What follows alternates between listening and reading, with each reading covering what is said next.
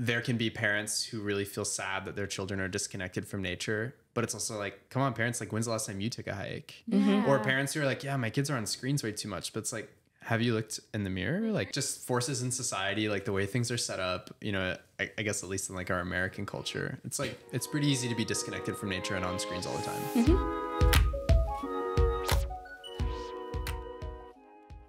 I'm Gina. I'm Courtney. And welcome to the Hey There Parenthood podcast. Hey There Parenthood is a podcast that fosters a diverse, inclusive village for raising confident, loved children. We are so excited about our episode today. We're going to be talking about social media and children, which I feel like that's a huge, it's like a hot topic. Yeah, it is. What did we talk about that isn't a hot topic? But this is like so in your face hot topic. Some of the things we've talked about are kind of niche. I'm like, who isn't aware of social media and trying to think about how they're going to talk to their kids or like how they should be moderating their own use in front of their toddlers or babies? It's like any level of parenting. Like you're watching this on social media right now. Yeah, like you know. Yeah, it's relevant to everyone, I think. No, I mean, even if if you don't have any children, still talking about how to monitor, how like there's many ways why you should monitor, and your own usage. Like, what impact did my childhood with social media and my experiences with social media? How does that impact me now, and what choices do I make because of it? Mm-hmm. So before we delve into that, I want to get into our little segments. Oh gosh. I know. I'm so excited. So this is not like information. I mean, honestly, have you watched Love is Blind? Because we could talk about that. No? Okay. No. Yeah, cool. Because I haven't either. Yes, I have. I've watched all the episodes. But that could be one of your, you can just let me know what's up with Love is Blind. Yeah, but it's not the same. Because I'm going to be seeing all these people like AD and Clay. I know. And you're not going to know. Loop. I know. Maybe you need to come over. Back to my SpongeBob and Office days when everybody would talk about the same characters, and I was always like, oh, there's that character that I've heard enough that I think I know something about them. Would you ever watch? But do I actually know anything about them? No. Would you ever watch it? Because I feel like you and Blake would. Love is Blind? Yeah. I think I would give it a go. There's plenty of seasons. Currently, we're on season. I don't even know what season we're on right now. Love is Blind. Is this what your tidbit is for me today? No, it's not. It's on this season 6. This is a sidetrack, This is sidetracking, but I just really feel like as a child who's always felt like out of the loop of so like pop culture stuff, for sure should be watching Love is Blind. It's like it's so good. The narrative everywhere right now. Yeah. And it's also this season's really interesting because there's this guy who because he was brought on, like his dad when he would go cheat on his mom would take him with him. Oh no. And then ended up saying, Gina, what are you recommending to me? No, it's so interesting because here the dad and the mom of the child at the wedding, I don't even know if I should tell you. This is a spoiler. I really might watch it. Okay, I won't watch it. Because you're not the first person that's recommended it. So. Okay. And you haven't watched it yet? No. So you may be the one that pushes me over the edge, which means I really value your opinion. Okay. What I will say is because of what happened to one of the people on the show, what his dad did to him, bringing him along while he would go cheat on his mom, the mom and the dad ended up having this really frank, open, real conversation. And the mom was like, I had no idea, because of this guy, Clay, going through this process of trying to find a person he loves, it brought up a lot of just past trauma. Mm-hmm. And so while he was getting married, the mom and dad ended up having this conversation like, you know, this is why we need to be very careful about what we do around our children because it can influence their later relationships. But not only that, the dad was like, well, I never had a good dad. My dad left me. And she's like, I understand that. And I totally understand why you did what you did. But also you were an adult and you did not protect our own child. And now our child is, you know, having to go through this whole process and he's really struggling on figuring out what he really wants in this life. If that's what Love is Blind is, I think I would like it. Oh, it's not. Okay. Because I'm like, that sounds like right up my alley. Like childhood trauma, healthy unpacking of relationships. I mean, that is my kind of reality The first TV. season for sure. The other Where are we seasons going with this? is drama. But it was really interesting. And I feel like this was a really interesting, hearing this one this one season, and then what happened between AD and Clay. And I'm not talking about what happened between them, but what happened between Clay and his parents, and them having this conversation about generational trauma, and how because he was traumatized, the dad, that he further traumatized his own child, and now his child, who's an adult now, is really just contemplating on whether or not he wants to have a full be married, just be married, have a full commitment to this woman that he's about to marry, because he's been so traumatized. He was the whole season, and this is not like a spoiler. He's like, I don't know if I should date you because I might cheat on you. Like, in a way, like, you couldn't, like, it would fall. He would fall, and he would just somehow soak, or like somehow like just drop onto someone. Sorry, I couldn't help it. And sorry, it was so interesting, but I feel for him because Clay was basically essentially saying, like, I've had so much just trauma that I'm afraid I'm going to do something because I saw how much it affected my family. And so while I know a lot of people are joking around, like, Clay kept talking about cheating, like he could just open the door and all of a sudden he'd fall on somebody and cheated. In reality, it wasn't like that. It was just basically what he was saying, like, I'm just so afraid. But it was just so interesting. And I feel like you should watch it. I think it's I would so like juicy. it. You should watch Even it. Just but that season. What I wanted to show you is this teacher. He is gaslighting his students with made up slang words. Okay, this is Have you cool. seen this? I like so this. Interesting. And so he made up the words. What did he come up with? Okay, he came up with a word swirled, nabs, and Remy. Okay, and so he's just casually like weaving these. Yeah.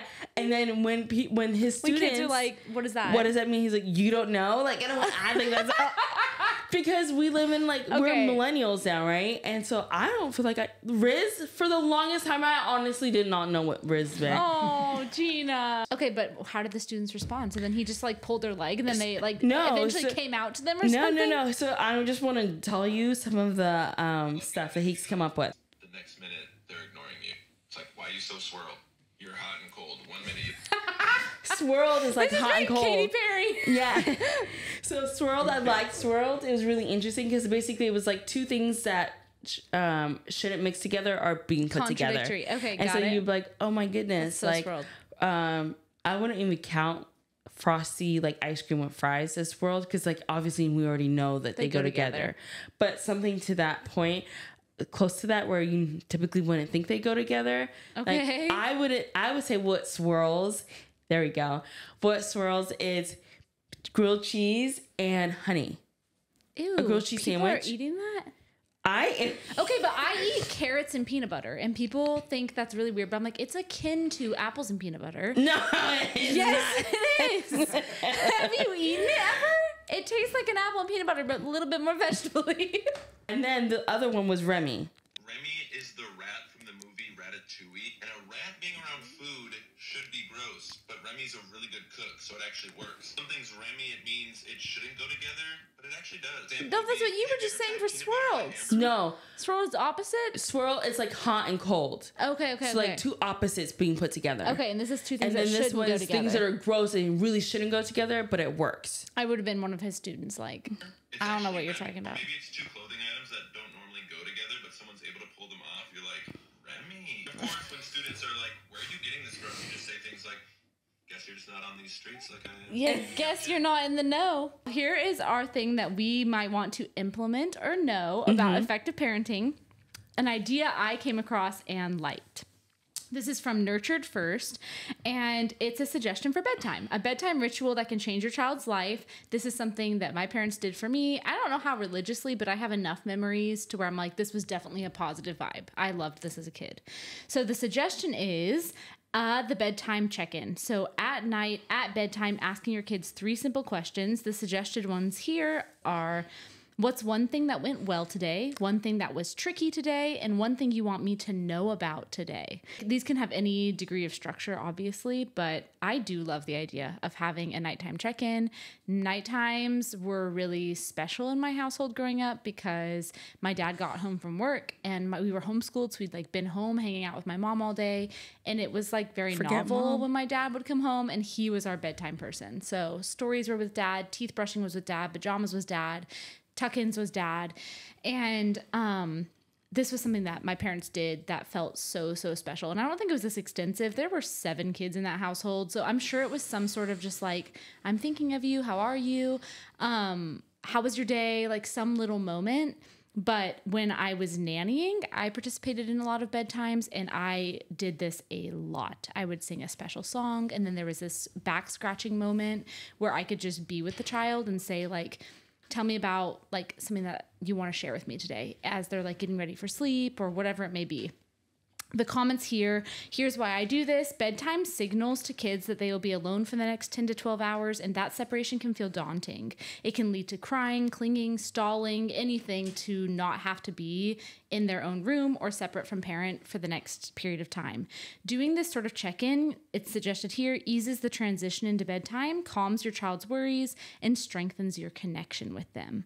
So imagine doing this when your child is 3, imagine doing this when they're 13 and when they're 33. So if you've built this habit of like, tell me about how your day was, I care about you. Tell me what was awesome today. Tell me something that was like tricky or a little challenging for you. It opens those channels of communication where you're deeply invested in the well-being of your child, the highs, the lows, the small things, the big things.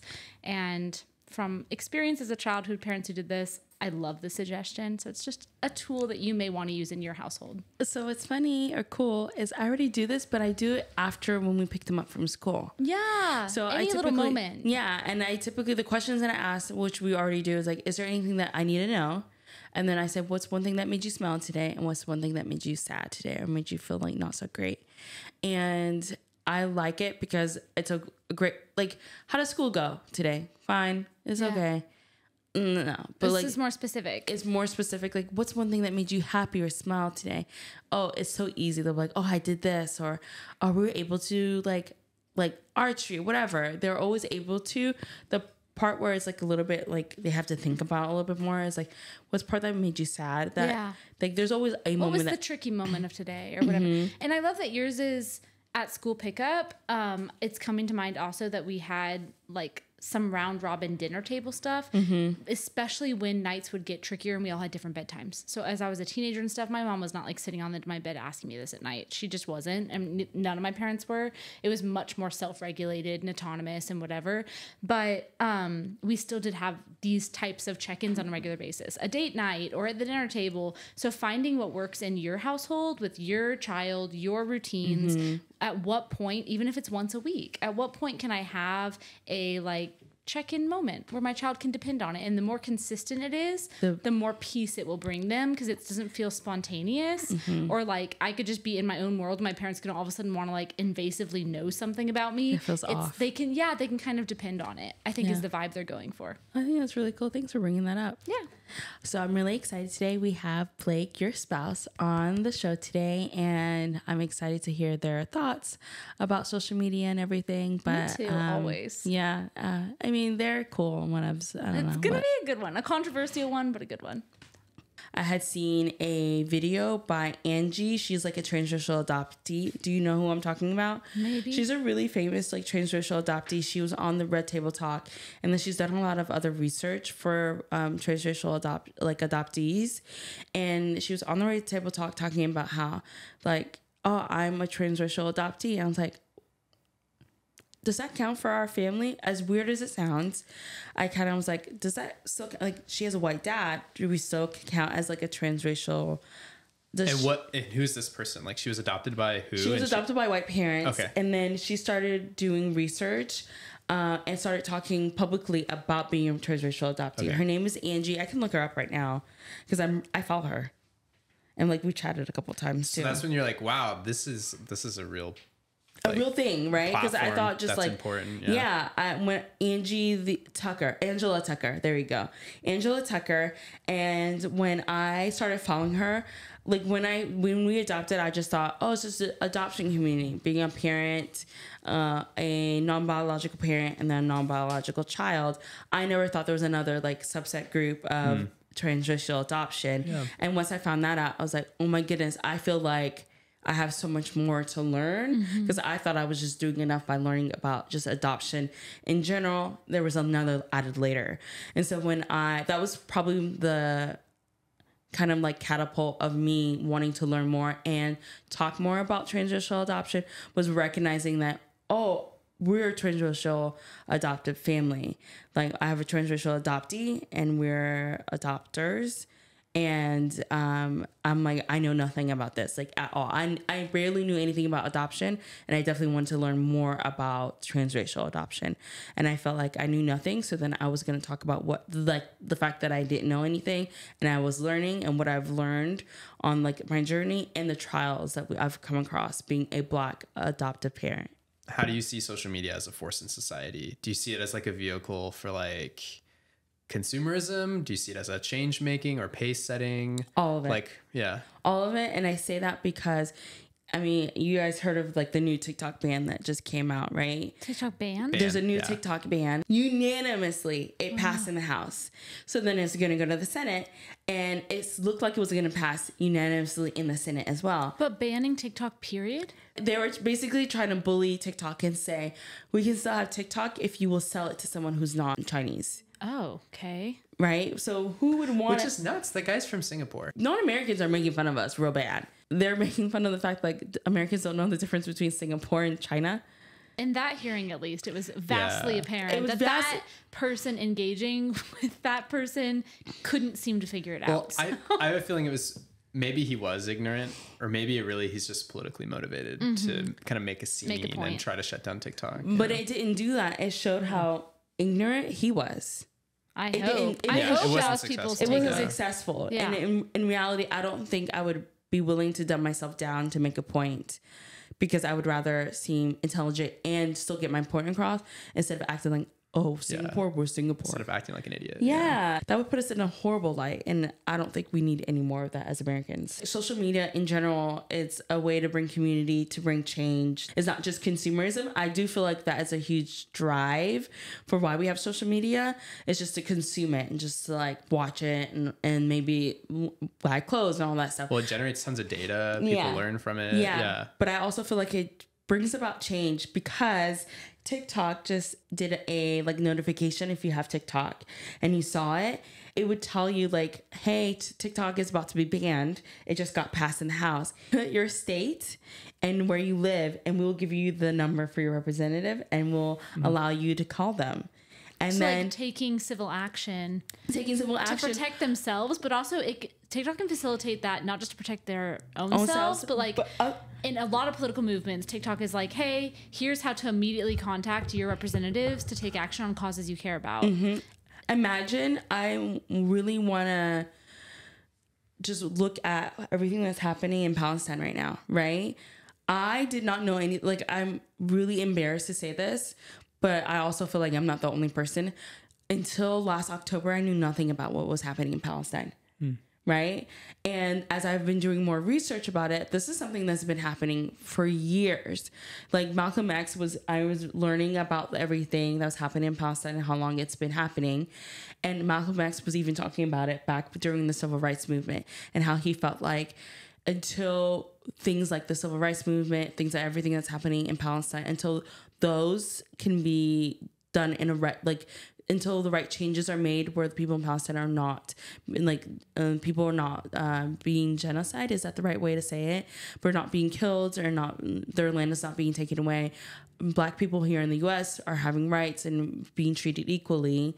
That really nothing's going to really change, because these are places where I hope I'm saying this right, and I feel like I'm really just paraphrasing, but he's like, until those are done in the right way, like nothing else is going to really change, because It's like I'm not free till everyone's free. Yes. Is the general ideology. And yeah, and that's so many people have reiterated that in different ways, but the bottom line. Yeah, but because of what TikTok has been able to show us about what's happening in Palestine, we're able to have TikTok creators who are in Palestine. There's this one really famous TikTok creator who talks about, she shows everything that's happening in Palestine, and she is very raw. And I think because she's been able to show what's happening, and she's showing exactly what's happening, it's not like just kind of like this propaganda kind of stuff, that we as people who are not living there are able to see really what's happening. So it's not just from what we're hearing from actual news, like media, right? We're hearing from the mouths of the people who are living there, the real life experiences of the people who are just in the grounds running, trying to stay safe and trying like to expose their situation. I feel like that's that when I think of social media, that's usually the dichotomy that's in my mind is like, it feels like this double-edged sword of like, I love hearing about people's experiences that I may not have been exposed to otherwise, but also like being exposed to their experiences, not in relation to the topics you're talking about, but just like someone's lifestyle or whatever it may be. It also feels so highly curated that I'm never quite sure if by going to those sources, that's my best way to learn about something. Not in historical context, but just more broadly social media. Like, so say someone's going to share their political stance or they want to share whatever it may be. And they're like, here's my hot take and here's my perspective on this. It's kind of cool that you can go with a couple of scrolls and hear like 10 people say the opposite thing. I love that because I love hearing both sides of the story. But also I think TikTok and algorithms lead you down rabbit holes to where you're not doing a lot of hearing both sides of the story. And it just reinforces, oh, everybody believes, everybody is this. This is the truth about this. In every topic possible, body image and weight loss and how you should style your hair and what's the right diet for you. And like any topic you can possibly imagine, you can find it. There's these rabbit holes that exist within social media that like, I don't know, that feels like the double-edged sword to me. It's like, I can learn anything and be exposed to so much. And also how much am I actually being exposed to? And is there this weird kind of like puppety hand that's actually dictating what I think is my broad knowledge that is more so just like the algorithm has learned the things I'm interested in. It's going to amplify more and more that reinforces those ideologies.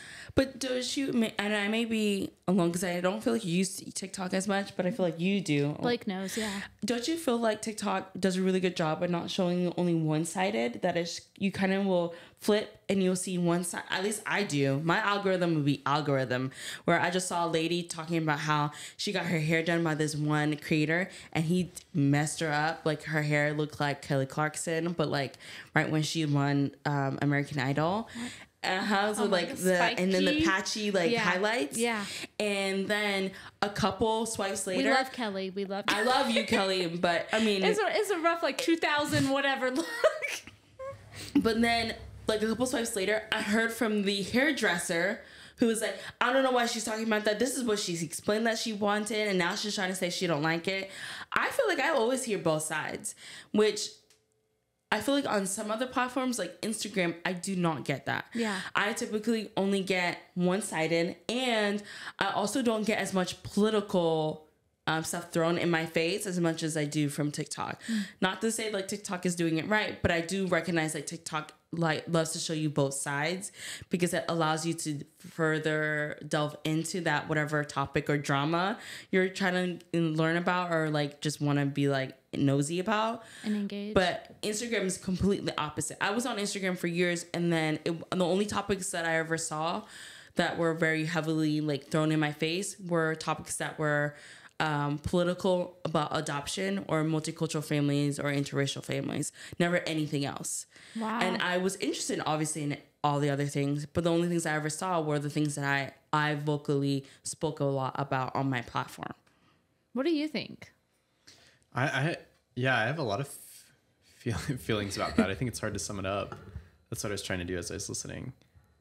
I hear Gina saying that like depending on the social media like platform. Not the individual platforms within the bigger platform, but like TikTok, Facebook, IG, like there can be some kind of democratizing effect. Like news travels differently than like through these large corporations that control media outlets that are really deciding what they want to show the public.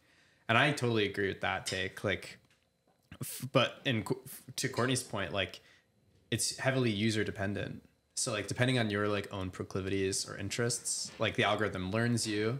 And it really wants to like do its best to like capture your attention in a way so you stay on the platform longer. So like it speaks more about you, Gina, like that you saying, oh, I like TikTok because I get this kind of content. It's like, well, like that's because you like cool content. Like you're getting those political messages because like that's what you want. But like I've been through many different TikToks, sides of TikTok, and get a lot of different things, and I like what I get there, but I also just recognize all of these things as these massive like machines that really want attention. They want to hold people's attention as much as they can.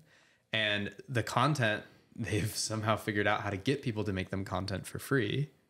And then they're able to like turn every single interaction that someone has with their platform into data that they sell, like to, you know, like these big tech firms or I don't really know what's going on behind the scenes, but there's some way that these like platforms are making a lot of money, and it's really off of the attention of the users. So like it's complicated. It's not like easy to say that the effect of social media on society is like totally good or totally bad. It just is. It feels like a mixed bag. Yeah, it's complicated, and it's also just a part of society. Like we cannot, it's not going like anywhere. We cannot like clip it out and like separate it. So like when children come to mind, it's like, yeah, like you're not gonna like be able to totally keep social media out of your kid's life, because even if they don't have it, like they're gonna have friends that have it. It's gonna influences the landscape of our culture, of our politics, like of our society. So it's totally like inextricable at this point. That's how, whenever I've debated, is social media on a personal level healthy for me or not? Or do I need to like take more breaks? Like, how am I feeling about my social media engagement? That's the exact interplay I go through. It's like, I am still a being in the world culturally and politically, and I feel a little bit like out of the loop in topics that really matter to me. If I'm like, I'll take a week break from social media, I am not up in the know of like watching legislative sessions, and I'm not in the know of, I mean, TikTok dances and trends aside, that's a little bit more the cultural side, and it matters. So having your child not engage in that and not knowing the like phrase that everyone's using matters and will have an impact on them. But like as a grown adult, that matters to me less. But what does matter to me is like being connected to social issues that are there's discourse about them on platforms that if I'm not engaged, other people are curious and having conversation about topics that I'm kind of like just living my little world in Georgia, doing my little job, and I feel isolated and uninformed. But there was a time that we didn't have that. So what do you say about people who want to cut off TikTok? Because in my mind, if you want to cut off TikTok, you might as well cut off all the social media. You can't cut off one because you feel like it's like not doing what you want. Because in reality, I don't like. No, all really of them. Would be all of them. And whenever I've gone social media free, I've gone all social media free. Reddit, TikTok, every platform that's not checking my email. Dang, you on Reddit too?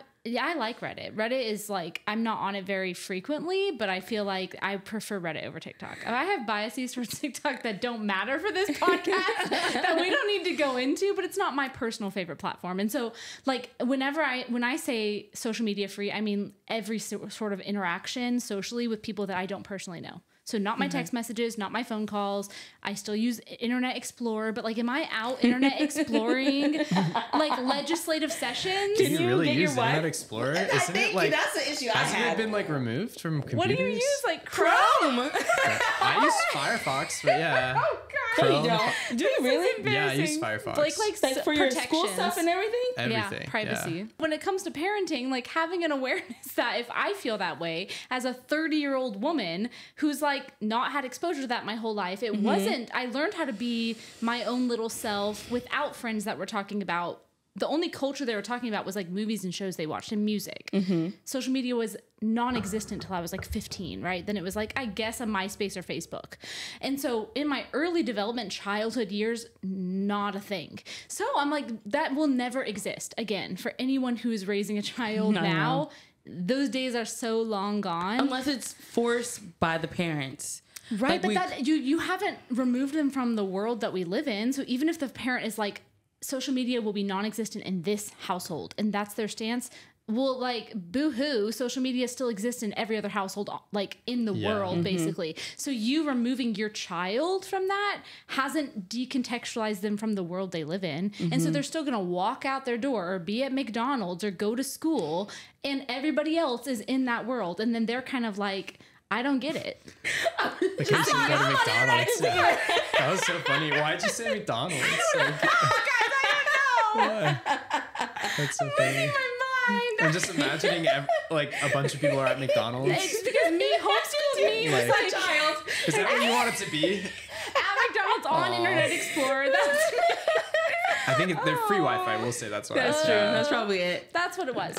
Okay, I could pick a different location, but all the people out in the world, in the places, it's just, I don't know, like how do we navigate this? And I've asked some of my friends that are parenting, and they're like, it kind of just scares me almost to the point of being paralyzed. Like I have young children right now, and I'm not quite sure what I should do or want to do when it comes to media exposure, because I'm having a hard time myself regulating my own media exposure. So then thinking of talking to my eventually 10-year-old or whatever age you think is appropriate to have that conversation, like I don't even know my own thoughts and feelings about what I should be doing, how long, how often. My own self-control and impulses are like not regulated. So I don't know how to facilitate that for my child. It's like, I think we said there can be parents who really feel sad that their children are disconnected from nature. But it's also like, come on, parents, like, when's the last time you took a hike? Yeah. Or parents who are like, yeah, my kids are on screens way too much. But it's like, have you looked in the mirror? When you're like, in carpool, are you just like pondering? Yeah. Or are you like, what are you doing when you're waiting in line Yeah. for 20 minutes? Like, you know, what is your life filled up with? And not as a judgment, but like, it is that complicated. And how do we navigate modeling and teaching to our child? Or Being honest with them. That's what I think. more to me, it just points that like just forces in society, like the way things are set up, you know, I guess at least in like our American culture, it's like, it's pretty easy to be disconnected from nature and on screens all the time. Yeah. Like you don't It's really, kind of the default. you don't have to try to get to that point. It's kind of, that's where it wants you to be, because like you don't really generate value for shareholders if you're in a forest. Too real. Too real. But then, I mean, I want to talk about parents who are like trying to like saying that they're paralyzed and they don't know what to do. Yeah. I think that truly, I do know that I have a very different approach to parenting, but this is when you can be on. Like, this is a conversation I feel very comfortable with talking to my kids and being very transparent about, and just saying like, hey, I'm struggling, like, but I understand how much it's really harmful for me. Let's figure out ways together to decrease our screen time, or I want to start in like putting a limit on our screen time, like all that. I don't think that's I think that would be like a really good conversation to have with your child. Yeah. That doesn't feel really like, I know there are so many other conversations where people are like, I just feel so weird talking to my child about that. Yeah. This does not feel like that type of conversation where I feel like you can be very transparent. Like, I have such a hard time managing myself to like sticking to like an hour of just like screen time. Yeah. Or And when I the have warning times- comes up, I want to keep going. I get that when you're done with your, you know, switch or whatever, that when I come in and I'm like, your 45 minutes is up, like how that moment feels. Cause I have reminders set on my phone and I feel some sort of way too when it's my turn to be done scrolling. And like having a honest. conversation about that, and then maybe doing something together, right? Yeah. Let's do something together. Let's see if we can make it a competition or make it a big prize. If we both can do it, then, because I know as a parent, if I'm saying I'm promising my child something, my kids already know. Like, mom is a non-promise breaker. Where if mom says she's going to do something, she's going to do it, and she may need like a reminder, but she will do it because it means so much to mom. I'm What? reminded of I'm just reminded of circumstances where that my happened. kids- Like it was on the cruise or whatever, where you had said you'd do like an anything day with the kids. Oh, And I don't know if you mentioned it like at some A previous yes time. day. A yes A day. yes day. Is that what it is? Yes. Those kids remembered that. Like they wrote that down. They were like never gonna Counting forget. down the Yeah. All they had hours. to say was like, "Mom, you promised," And you're like, you said, I it's yes day. promise. Got her. Yeah, and they know because if I say I promise something, as I said, I'll even tell them like, this is a promise. You can like keep me like hold me accountable. I will also make sure that I do my part to keeping my word. That's why I love that. Like, I think that's such a fair approach because it takes the pressure off of the parent to like, I need to have something mastered in order to model it. Is impossible for almost every facet of parenting. I need to have mastered my language use. I need to have mastered that I'm good at my routines every day. Like, you're never going to get there. So then if that's the requirement that it takes to be a good parent, you're never going to get there. But if what takes to be a good parent is like, I'm always trying, I be developmentally appropriate, as authentic and honest with my child and transparent with them as I can. And then we work together. We're connected in like this partnership of navigating how messy and kind of weird and difficult life can be and how fun and cool it is too. We're doing this together. is, especially the older and older your kids get, do you feel like you've already started having those conversations, or what does that look like in your home with your age breakdown right now? So Panda is probably the kid that I do it the most with, and that's because he has like the defiance kind of disorder that we've talked about, where if you talk to him in a way that you're kind of like, I'm all knowing, I have all authority, I'm doing it perfect, that it already turns him off. So if I talk to him in a way where I'm like, hey, this is a rule because or this is something that we're having to do because it's for the best, for you, for us, for me, but also know that I'm not perfect at it, but I do definitely think that it's important for us to do X, Y, and Z. And then I'm like, let's hold ourselves accountable. And I also allow him to call me out. So if he does call me out, I will something like, what are you talking? Oh yeah, you're right, kind of thing. But he also enjoys that because he doesn't feel like he's always being told at. It's also like, hey, this is kind of like, not always. I know a lot of people are going to be in my comments. Are going to be like, no, don't let your kid call you out. Yeah, but I don't have an issue with my child calling me out, because there should be times that your children, if they're doing it in a respectful way, they should be able to call you out. I've had my daughter call me out where I think one time she saw, was it a yield or a stop sign? And like, I was not like yielding all the way. Never. Never. So you got a ticket. I didn't get a ticket. I didn't get a ticket. Slid your under kid, the though, radar, like from but your your kid, ticket. But my your daughter kid. pretty much gave me a ticket. Yeah. And she's like, Mom, weren't you supposed to do that? I was like, yeah, but like there was no, I don't remember the excuse. It was like, but you were right. And she didn't do it in a disrespectful way. She's kind of like just pointing out like just a matter of fact way, like, hey, there's this, I thought we were supposed to like follow the rules. I thought this was the rule. Yeah. And then I talked to her about that, and it was really nice, I think, for my kids to be able to see me in that way, because I think so many times as we become adults and we think of our parents, we think of them as all-knowing, perfect, and then we're always trying to strive to be perfect in their eyes, and then we fail, and then we feel like so shameful. I don't want my kids to feel that way. Yeah. And so I talk to my son about social media definitely in a way that I tell him like, hey, there's a reason why, like he understands, like we don't share his name, or we don't do certain things, or we don't show certain things. It's because we're always trying to, like, we don't want certain things on social media so that it's not with him forever. And so I talk to him about social media, like just like practices, social media, like putting limits that we're not just on there. Also things that we should stay away on social media. There's a lot of things that we talk, and I think it's really important for him to not only hear it, but also seeing me practice it as well. And that's before he has a social media account. So yes. like, and I love that. So it's like, we'll have been this extended conversation about the decisions you make, like the types of content you consume, the amount of time you like to spend, is all this really open, transparent, like we're holding each other accountable and working towards this together before it's even like, here's a cell phone, child, and like make yourself your own social media account. Like you're not to that stage yet. And already this is a common like conversation that you're having. Yeah, I mean, Panda at this point, he's already expressed that he would love to have a YouTube channel that's faceless. He loves video games, and he's like, I would love to like do voiceover commentary about video games. Yeah. I don't know to what degree, like what type of like video game kind of commentary, whatever he's wanting to do, but it'd be essentially faceless. And I love that because he was already thinking about certain reasons. I don't remember the reasoning exactly why he wanted to do something faceless, but he's like, I just really love video games and I really love social media, but I also don't want, what was it? He kind of like didn't want, what was the reasoning why? I don't remember the reasoning why, but he was just like, I just didn't want to have my face on there, but I definitely wanted to like talk about video games. Still share the content. Yeah, share the content. So it's funny because like we've talked about like social media and him, and he's like, oh, like he loves it. He loves, like, it's so weird for someone who doesn't have like his own phone, isn't really on social media. He does have a lot of interest in it. Yeah. And I think it's just because he's also seen how like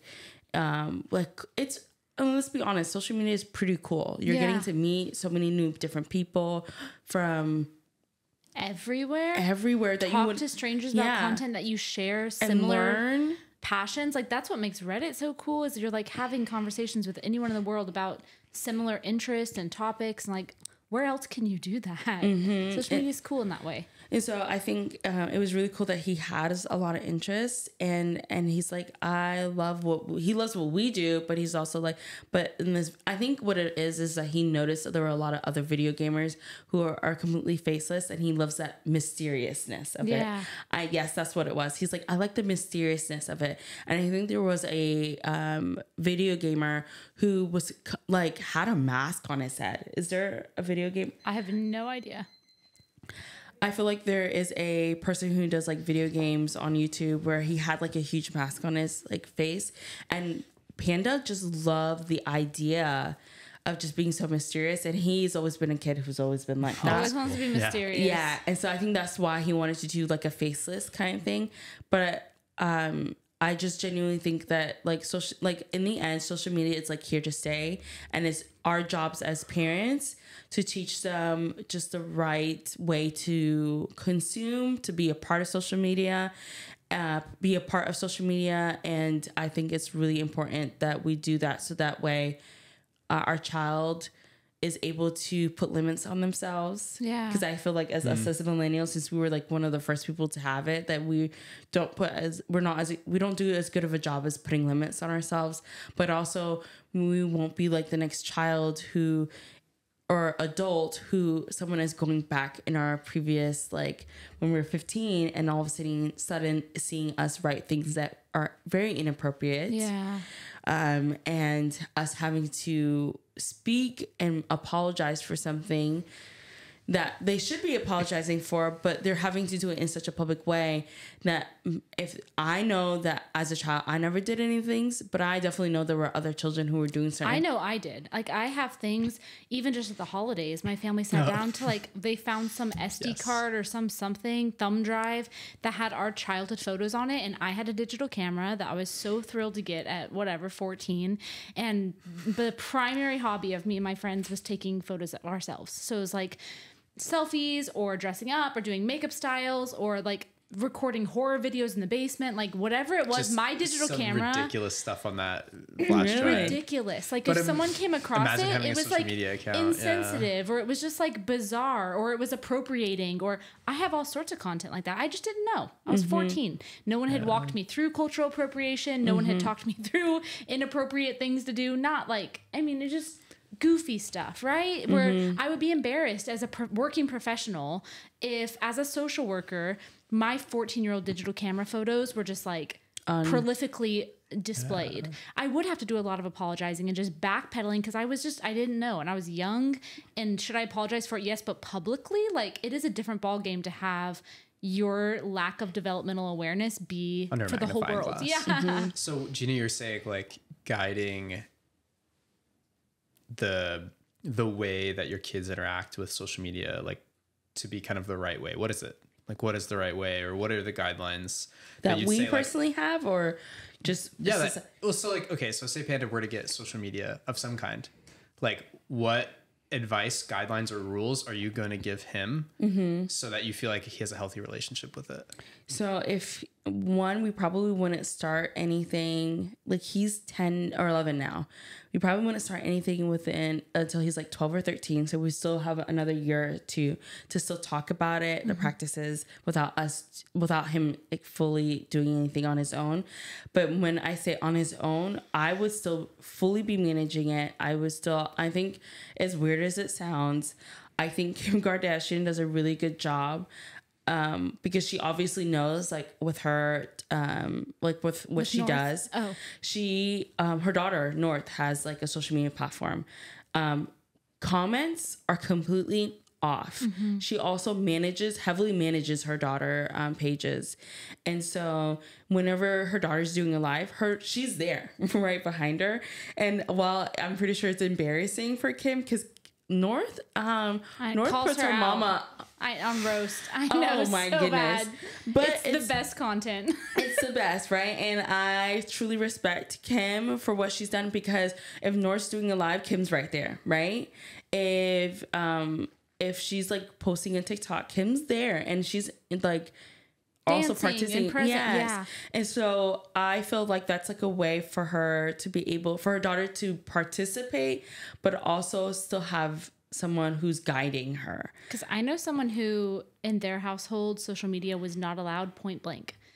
And I don't None of want our that children myself. will have social media, and all of those children had social media, and the parents had no idea. So then you kind of lose all. Do you know who no it is? names are being dropped in this podcast.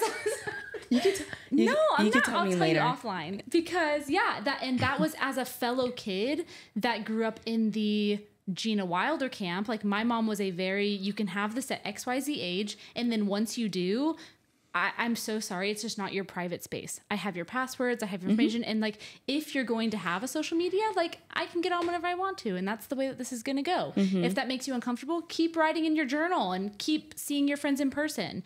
And those are your outlets that I'm not going to always be there. I don't need to supervise every minute of your friend groups, and I'm not going to go through your private journal. So those are still your private spaces, but social media ain't it. And Yeah. she was so transparent about that's like the household I grew up in. And then to see these other friends that like I knew that they had social media and their parents were so adamant that none of their children could or would. And I was like, well, this is really awkward because actually your child just kind of now does whatever they want Just whisper it. because you have no supervision. You've lost, I'm not going to say it on here. You've lost all supervision control because you were like so tight fisted about it that all of that, like, let's walk through this together. What are the pros and cons? Like out the window. I will tell parents this till I'm blue in the face.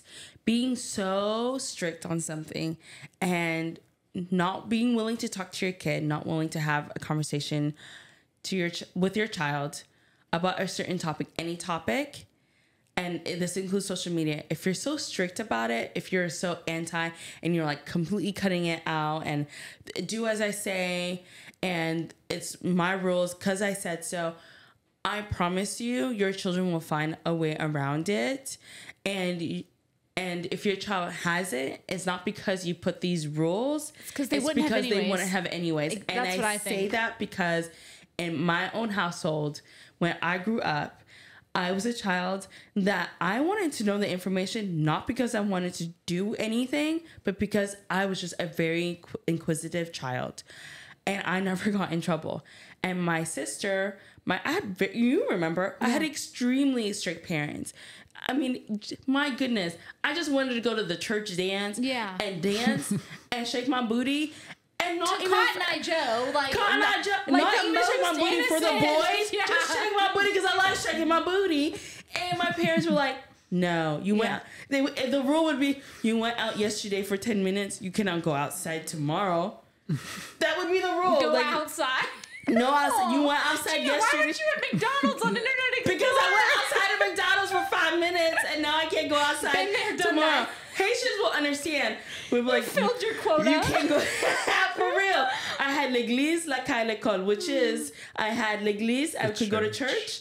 I had la caille, I could stay home and I could go to school. Those like l'école. That's it. Those are the only places I could go to. So that was all I could do.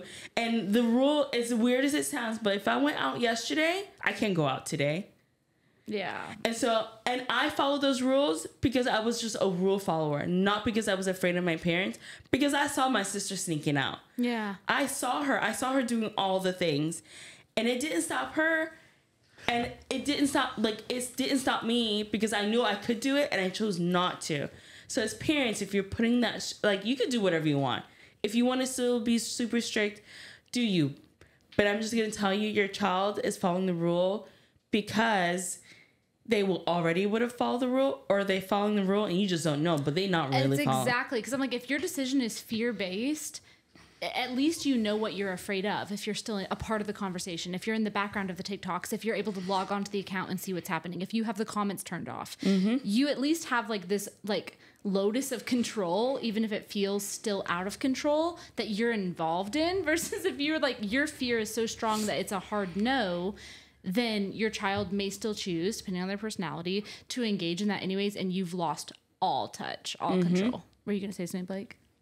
I was thinking, maybe you saw that I was thinking something. Yes. I've said this to you before, and I haven't heard Gina say that. What you just expressed about kids, independence and them they're going to do what they want to do already. Uh-huh. And I also didn't realize your parents were strict in that way. That sounds like that.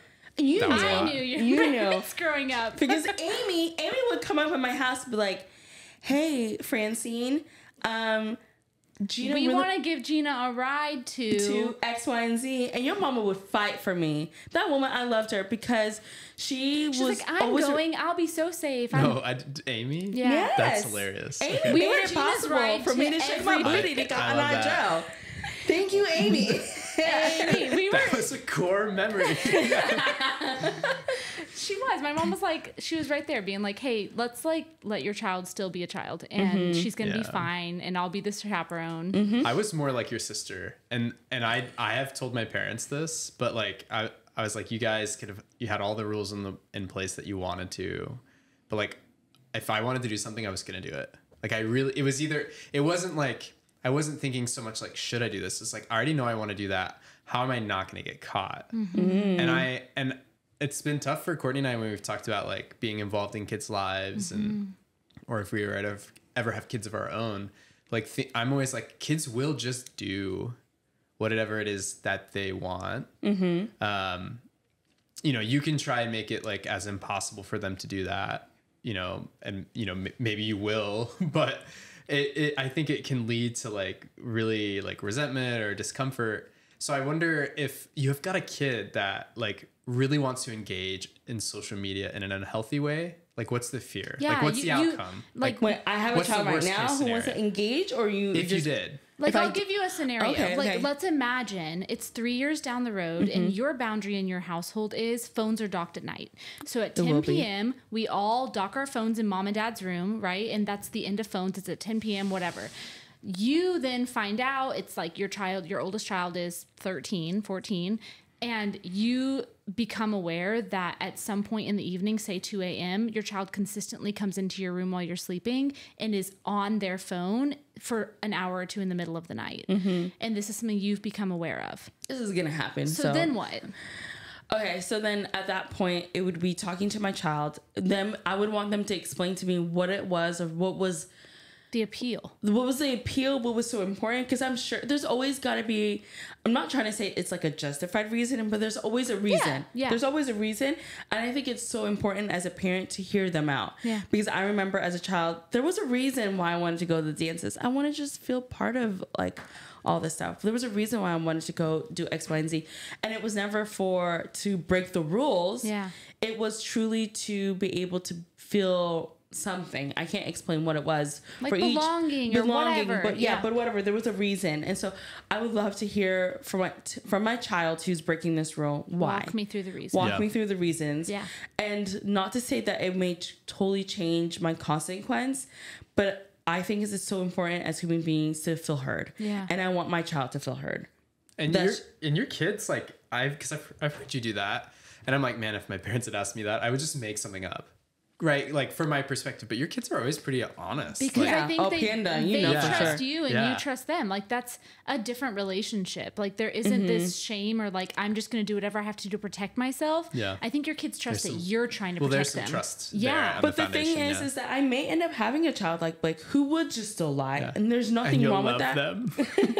I said, and you'll love them. Yeah, I will love them, and even if they would lie, I would just call. Like, there's nothing wrong with calling out your child for lying. I do Yeah. not believe you. I've had to do this That recently. story doesn't line up. Doesn't line and up just where- like state yeah. the facts. See, and I will just be like, okay, now that you've told me this, thank you for letting me know.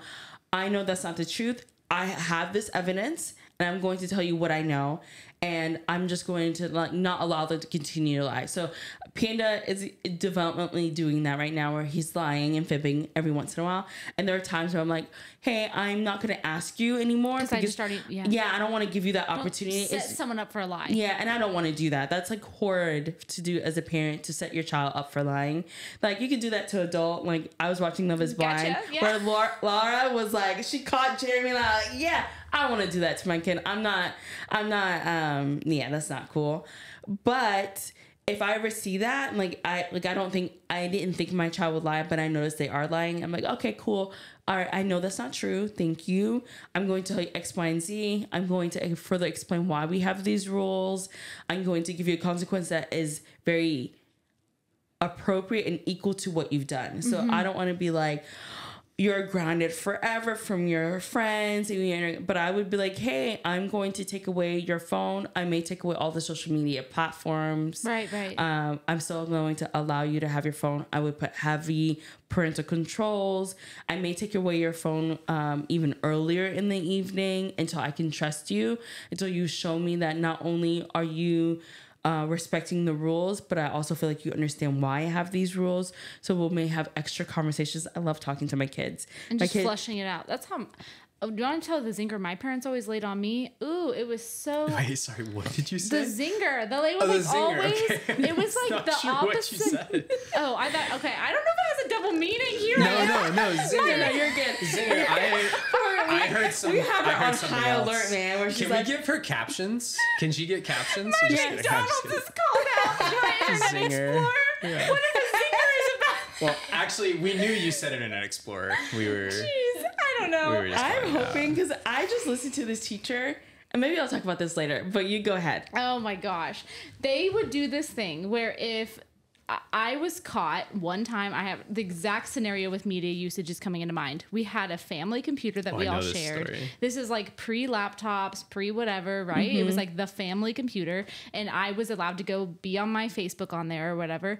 And I did get up in the middle of the night, and I wanted to Facebook chat with somebody that I liked, with a crush that I had. So we were Some chatting. late night From like correspondence. 2 to 3 a.m. So I'm like, and these are like the dumbest little chats, but my romantic self was like, this is like the peak flirting.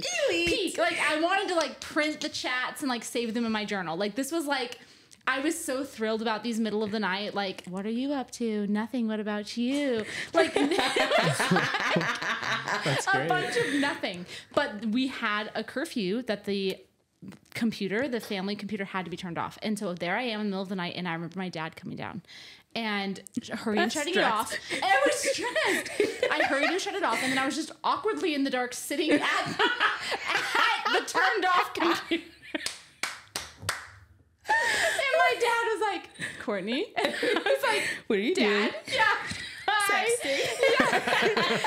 It's 3 a.m., Dad. Come on. But what he didn't do was say, what are you doing? Because it was so apparent what was happening. So he didn't try and make me in that moment where I was already like in the headlights. He wasn't like, explain yourself. It was just like very obvious that I had been doing something that was against the rules. And he just said, let's go on up to bed together. So I came up, and that was the end of that. And we readdressed it another time. That's way worse. He was like, No. he was like, Yell at me right there, please. Let's get it over with. Rip the Band-Aid off.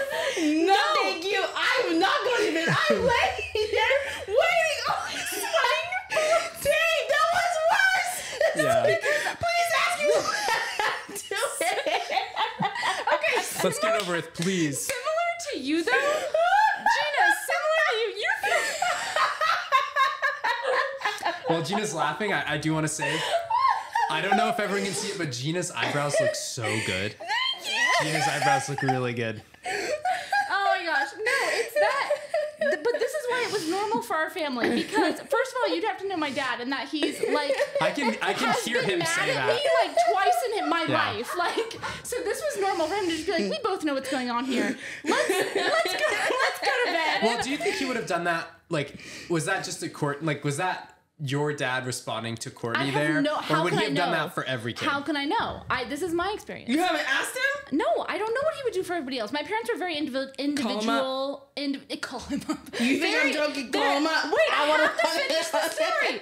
I have to finish the story. Wait, because- there's more. Yeah, there's a part 2. Because please You go. sexed it it again. wasn't just like, let's go to bed, and that was the end of it. Because that's where you're saying, like, I'd be sweating bullets. Well, I wasn't, because my parents consistently, if they knew they may have a stronger reaction than they wanted or whatever, like they're really good about tabling something till they were able to address it appropriately. So what happened in this situation was the next day or whenever, I can't remember, we had a check-in, and it was like a very open-ended conversation. So it was with me, like, walk us through what was going on there. Dad came down at 3 a.m. and you were sitting at the computer desk like an absolute idiot. What happened? Like, what were you doing? And so then I was like, I don't know, I just like got on like Facebook, and then they clarify, well, like, what's the family rule around that? I then am leading out, answering what the family rule is, and then they said to me, where do you think we should go from here?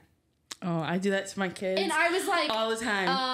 And they were like, yeah, Wait, like what do we're you mean? kind of baffled. Like- they said to me, Yeah. Courtney, we were on the same page. We had a mutual agreement. Oh, like You about understood. consequences. Like what should the No, consequences? They just said, what well, not should we just do now? consequences. Like, what do you think about the fact that we had an agreement that the computer is off at 10 p.m.? Because it's basically talking about, Yeah. sorry to interrupt, but it's No. like, did you understand the rule? Oh, you definitely understood the rule. We were very clear. now You what? understood. Where do we go from And I here? was old enough. I mean, 15. So this wasn't like I was 9. Yeah. Like at 15, they were like, okay, so like we're kind of baffled by this because we didn't feel the need to be up every night in the middle of the night checking our kids because like we had this mutual agreement. We're surprised by and like together want to troubleshoot how we should move forward. That dad came down in the middle of the night and you were on the computer. Truthfully, Like, I don't think they were just surprised. They're probably disappointed. no, they wouldn't have said that. They were not shaming parents. Like this was a very like not backhanded conversation. It was like really not shamey vibes. Yeah, your parents are so they do not shame. Yeah, outstanding at that. and yeah. they don't say like we expected better of you. Like no, that's never a part of my disciplining conversations growing up, which I'm very grateful for. It was like truly we don't understand, and also like now what? The conclusion of that was where do you think we should go from here? And like what do you want to share about the situation that we find ourselves in together? And I don't remember what I said, but I do remember the conclusion of was that like I came up with my own social media restrictions. I came up with my own new like how you're saying they'd have an earlier deadline and it's going to be for 2 months and I set all those parameters for myself. And so they opened up the conversation to be like, okay, well, you seem to be having a hard time with this. What would help you help yourself? And then we will support you in that. And that was such a different conversation than them saying like, let's get tighter. You're not trustworthy now. Like it just would have felt so different. And instead it was like, my parents do trust me. And that's why we're having this conversation. My parents do think if I set a parameter for myself, like I'm going to hold myself to it. And then if I don't, that's a whole new conversation where they say, now what? Right. But I felt so like I had a seat at that table about my own media usage where it was not like this big bear claw clamping down on me. It was like, what was I doing? And is that cool that if I've made an agreement and set a standard for myself that I keep reneging on myself and people that trust me? I don't want to be like that. Like it became about my own character, my own standards versus my parents controlling me. And that's like what I wanted to highlight was that worked so well. And again, that's just my personality. Who knows how they handled, these are private conversations. What were they saying with my siblings, with their personalities? I don't know. That's how it went down for me. And that was really, really effective for me because it felt like the ball was in my court and we're working on it together.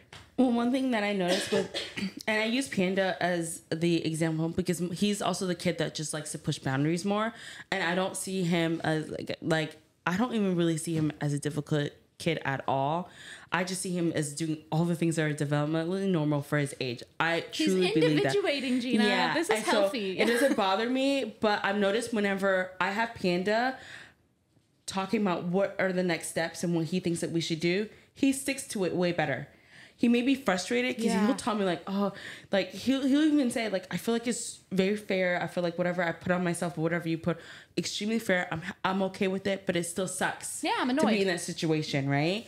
But he sticks with it way better than if I were to give him a consequence. Because every once in a while, because I'm not perfect, I may even give him a consequence that is very equal to whatever he's done. But if I'm like, hey, I'm extremely annoyed. Maybe it's been a long day. Or maybe it's like the second or third time that we've gone over something. And like I said, sometimes I lose my cool not to yell, but I'll give you a consequence and be like, okay, X, Y, and Z. And it's never like anything that he'll say like I don't think he's ever said so far that any of my consequences are unfair. But when he feels like he's not part of it, he does have an issue with it because he's like, typically mom does include me and I really do like it because I feel like I'm part of this whole thing that it's not just it's not just my parents coming at me, but it's all of us sitting together.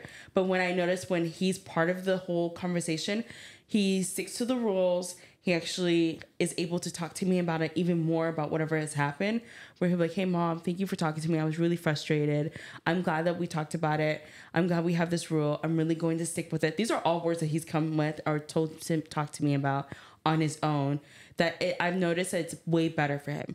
I don't have to do the same thing with his siblings, but because his siblings are able to follow the rules a lot easier than he does. And they're younger too. And they're younger, but I genuinely don't even think it's because they're younger. They're just very different from Panda.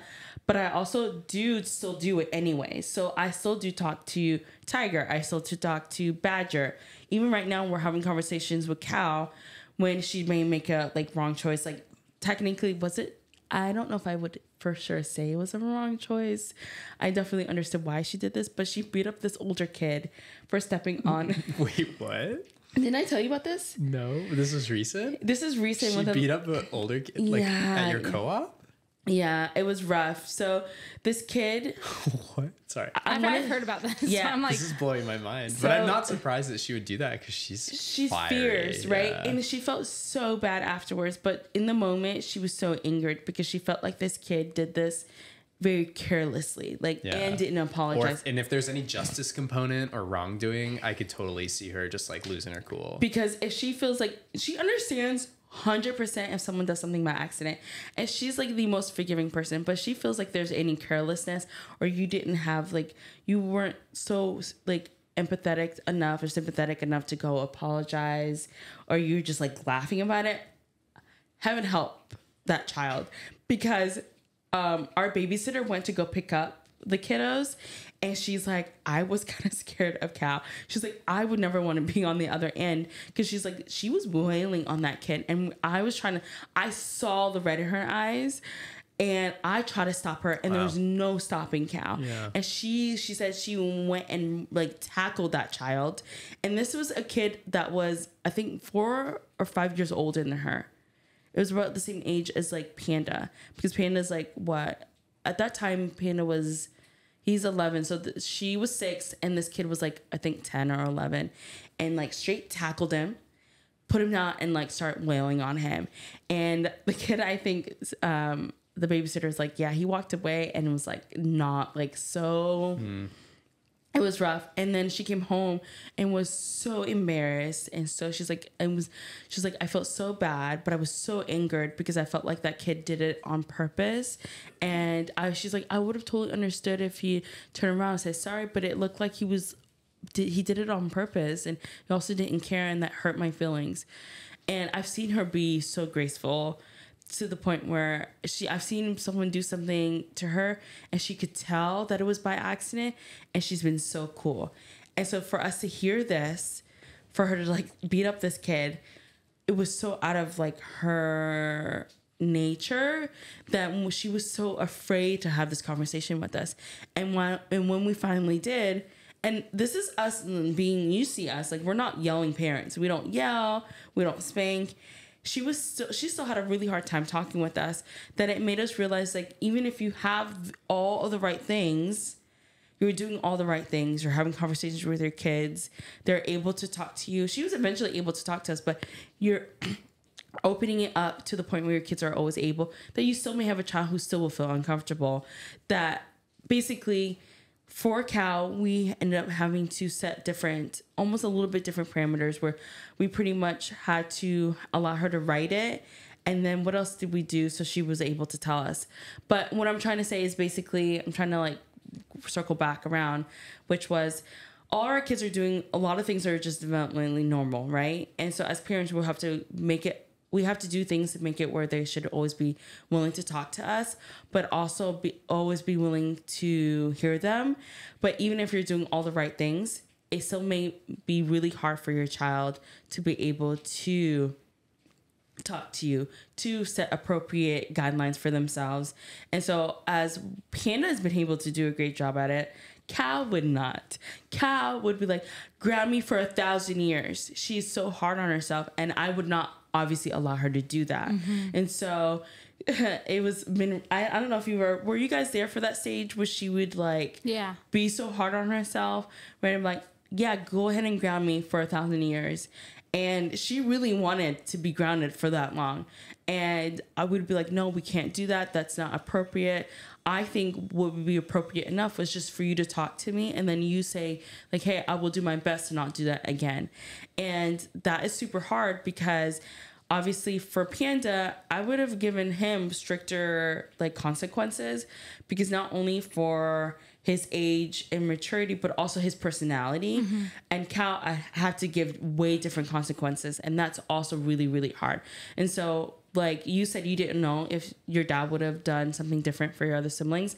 I know for sure I would have. Yeah, I feel like they'd probably have general like standards of what they feel are best practice, and then it's like individual per child's personality and needs. And yeah, I think that for the like Wilders, it seems like you don't have a very like hierarchical family where it's like you really need to listen to your parents just because we're your parents and we expect your obedience and respect, which is definitely pretty fantastic for your kids, because it seems like when there are guidelines or rules, it's based on this idea that like we're your parents trying to help you grow up and be like a functioning, healthy, happy adult. And so we're kind of giving you guidelines for your childhood to make choices that will lead to that outcome. And I feel like that is probably true for your, I think that's definitely true for your family, Courtney, which is why the experience that you had with your dad was like, there's no shame involved in that. I wasn't like afraid of what that interaction meant for the future, because my dad doesn't cause me harm. And this whole thing would look different if I had a parent that like I was afraid of underneath it all. Yeah. Or if just their approach to it was from this basis of like, I just expect you to listen to me. Yeah.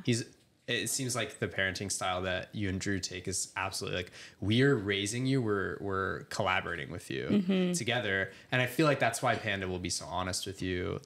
But how is it that, so if the goal is maybe to help kids recognize that like we're partners in this, or like it really is the goal of like the adults in their life, hopefully to help them grow up and be happy, how do you help them recognize like the negative consequences of social media so that they feel good about the guidelines you're giving them for the usage?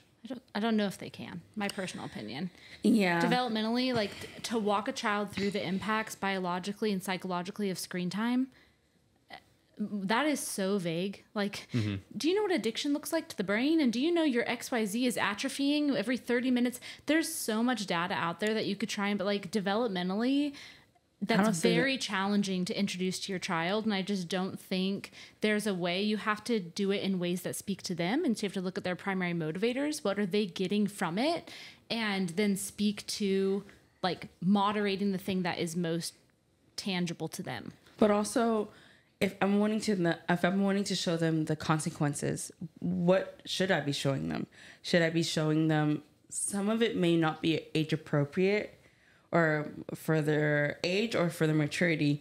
Should I be showing them some of them are not appropriate? I would not feel comfortable.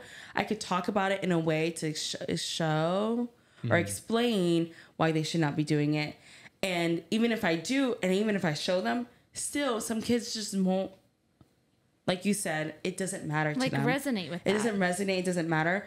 And so I don't know truly if waiting for your child to understand the consequences of them doing X, Y, and Z will be enough for them to like, I'm not going to do it. Self-moderate. Yeah, self-moderate. And so their impulse control is next to nothing. Like developmentally, there's so many elements that to expect your child from a conversation or from education to be able to monitor those things, that really wouldn't be till honestly they're leaving your home. Like the first time developmentally they're able to grapple with the real implications of extreme social media usage or poor like excessive screen time, like that's really only going to hit home 18 and plus. So 20, it's like I mean truly their prefrontal cortex like mid 20s, but like I think logically someone can still understand the impact of screen time. Like late teens, like a lot of kids are really being thoughtful about this, and there's a lot of movements, but like the true understanding of it, I think from a parental perspective, it's nice to have standards set. For example, my family had everybody is fully present at dinner every night. And that was just like the standard expectation. And so that means like we didn't really have phones for a while, but eventually we did. Like by the time I was a teenager, I had my own phone. And so my parents' phones weren't present. Their phones were present. People didn't bring like books or toys or objects to the table. Like the standard of care in my house was just like dinner is a time for connection. And they didn't have to explain to me developmentally and all of these reasons why. It was just culturally, this is what feels good to us. And like, we're the parents in this home and this is what's working for us. And that, like, when it was presented in that way, I didn't feel like they really had to back it up with like the studies of the impact of sitting and eating dinner together. But those things are real still. But is it possible that like, so Panda's so willing to buy into your guidelines and also consequences for when he fails to keep them? Because on several level, he must know what too much screen time does to him. Like he might know, oh, I don't feel great, or I feel a little anxious, or I feel a little disconnected. Or does he just trust you? And it's like, okay, my mom is just saying, like, does he, is there Have some you ever sense walked there? him through, like, you feel, like, I feel your rates of deception get a little higher around screen time. Or I feel you can get a little ragey or, like, rude with your siblings when you've spent too much time on screens. Do you ever notice that? Like, do you help that self-awareness for him? Yes. And I would say not only for him, but for Tiger. Because they're all the kids, yeah. Yeah, for all the kids. But the kids that I've noticed who love screen time the most are Panda and Tiger, right? Tiger loves her some TV.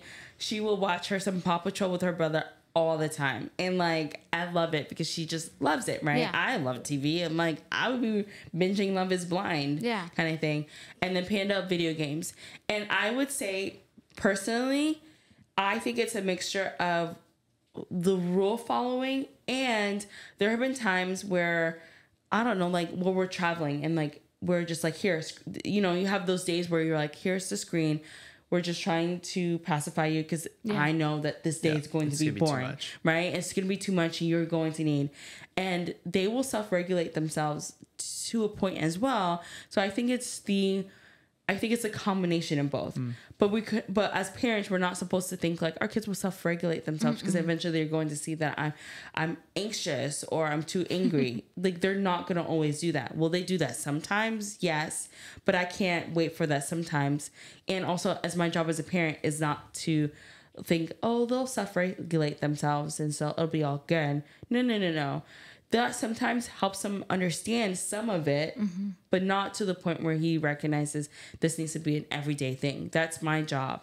So even though he may understand that it has these negative effects on him, even if he sees it, it doesn't mean that he will still follow the through. one. He might be like, or any kid, understandably, might be like, well, I really like that. So like, as adults, we still have issues with it. Right. Yeah. So to expect that a child would be able to do it on his own, that's crazy. Not developmentally appropriate. From my perspective, it feels like also I don't know how bad it feels until I've gotten away from it. So the very fact that you would ever be able to say, hey, I've noticed on days where we have a lot more screens, and then I'm saying like, it's time to finish screens. Maybe it's a Saturday morning, and usually on a school day, they're not allowed to wake up and watch TV for hours, but on a Saturday, you don't care. That's like their go-to routine, hypothetically. So then you're like, okay, I notice on Saturdays when it's time to like have the cutoff of screen times, that seems really challenging for us as a household.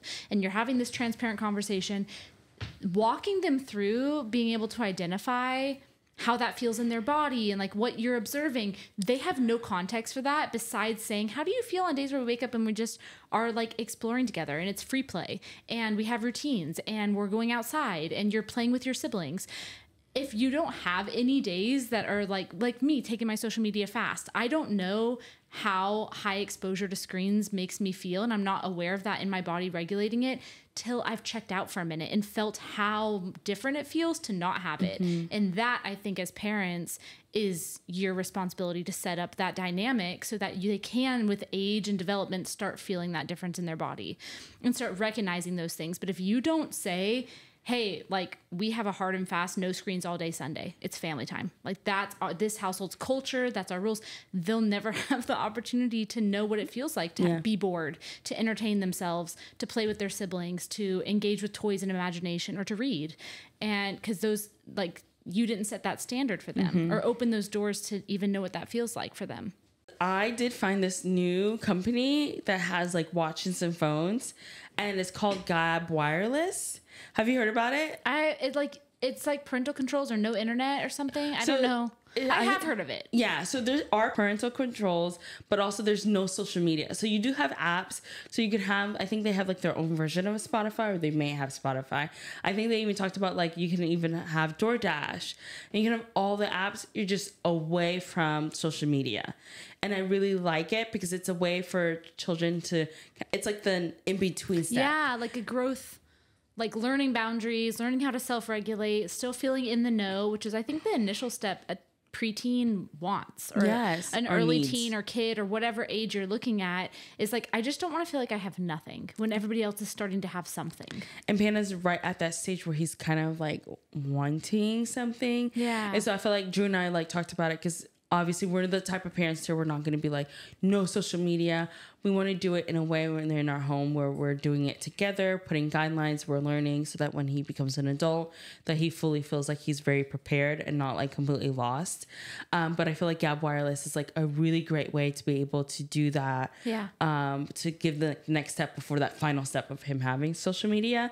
They have a watch version. We're going with the watch version because it also has GPS. Oh, That's one of the reasons like that a we 2-for-1. Right? Yeah. I don't know why. Like, you guys already have tracking type awareness of where tags. your kids are. Yeah. Yeah, I feel and like so that this is- simplifies it. yeah, so much so. And so I know this is like the next best step for us. We're really, really excited. And I'm hoping that Panda really likes it. Actually, he's already told us that we talked to him about it. And he's like, yeah, I would totally be fine with it. Because we just went on a Disney cruise.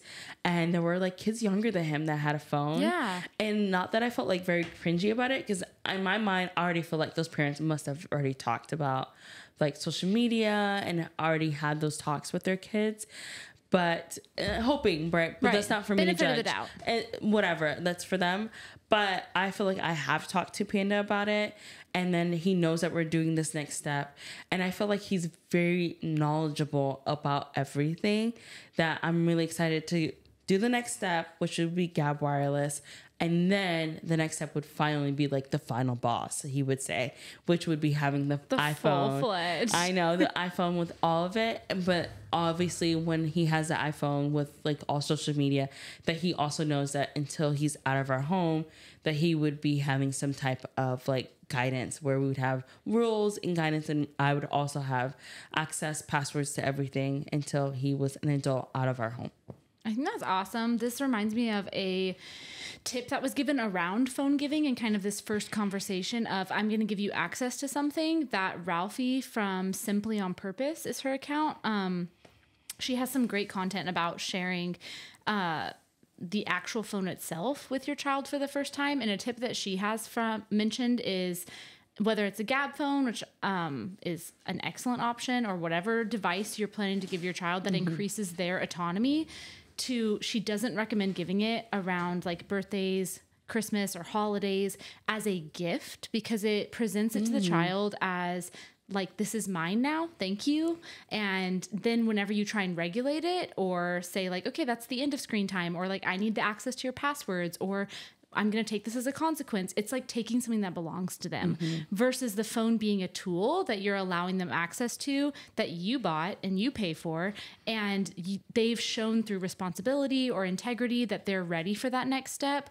And it's something you're sharing and that you are allowing them like to have access to. So I thought that was really insightful, that for if someone was going to move forward with a Gab wireless phone or whatever it may be, what's a good context to introduce something like that to your child? And she recommends it being a totally separate conversation where it's like, hey, we've been watching, or like maybe you mentioned 6 months out, this is something we see on the horizon. We'd like to see XYZ behaviors leading up to it. Let's work together. If that's in agreement and we get there, then a whole separate conversation from a gift is like, we're on the same page about having this device now, and having that presentation be separate, the rules around it be separate, instead of this sense of entitlement. And I thought that was really helpful. I actually like that. I'm probably going to start implementing that, because I don't think I would ever give it to Panda or any of my kids as a gift, because I want it to be like, this is our phone. Right. This is not just your phone, and it's definitely not just my phone, because obviously I already have a phone. But I also want you to understand, like, you know, there's still rules, and until you are able to be out of our home, buy your own phone, and you're an adult and like we fully trust you, this is our phone, not just your phone because we gave it to you for Christmas or your birthday or whatever holiday.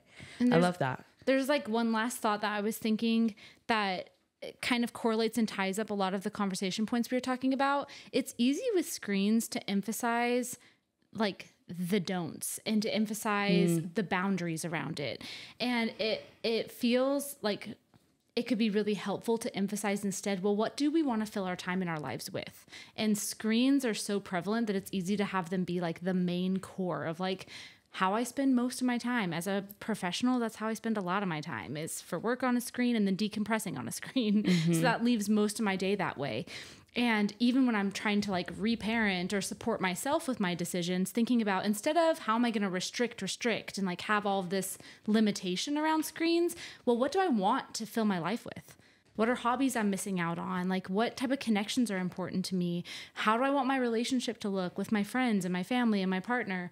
And when I can dream and envision and like fill my life with that kind of space, it naturally leaves a little bit less room. And if I've thought through, I'd really like to hike once a week. Like I prioritize that. It feels good to me. I want the exercise and I love being in nature.